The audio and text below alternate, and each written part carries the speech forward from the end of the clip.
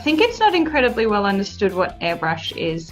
It's a tool to apply it. Literally, that's it. What you put through the airbrush gun is where your staying power and your look and everything like comes from, obviously. So it is a gun, and the air is blown through the gun at a particular pressure that you obviously set on your settings so you don't hurt anybody. So it just feels like a gentle breeze on the face, really, and it mists the foundation over the skin, so it gives you that effortless coverage. You don't get brush strokes or anything like that. It's sort of it's more of a smoother look.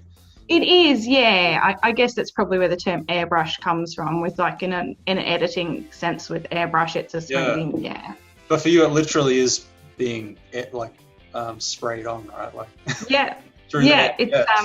it's pretty interesting, actually. Right. It's fantastic for the formal girls or people who do suffer with a bit of acne, because you can get a great coverage. So I mean, that can be brides too, that can be anybody, unfortunately. It's a hard condition to deal with sometimes, but the airbrush as a tool gives a fantastic coverage because you're not actually irritating the skin with a brush or a sponge, and it's just going to flawlessly sit over the tops. So it's not so much that it does a better job, it's more the look you want to get, or it's got to be suited to the right job for it to shine, just like anything, really. All right. HD is similar, like that HD airbrush. It just needs to be appropriate for film. So with HD, you don't have products in there that don't have ingredients that cause flashback and things like that. So you use the appropriate setting powder, which is, in professional ranges. So you'll certainly tell a professional makeup artist from someone who perhaps is not as professional. Retail products don't tend to be HD, whilst quite a lot of them are okay to use on film.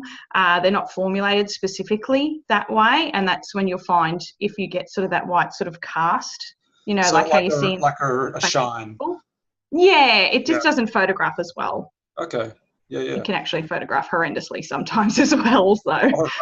Yeah. Okay, so that makes my job easier as well. Yes, it does. All right, so that's something you do by default for a wedding? Absolutely, yeah. The brands I stock, it's one of the popular questions I do get asked, what brands do you use? I use a lot. No particular range has everything that's perfect, I don't think. I use a lot of cinema and professional sort of film brands as well, and the reason for that is because of the quality. They're highly pigmented, they're low, that they don't have any ingredients in there that can commonly cause allergies. They last, and they are suited perfectly to camera and film.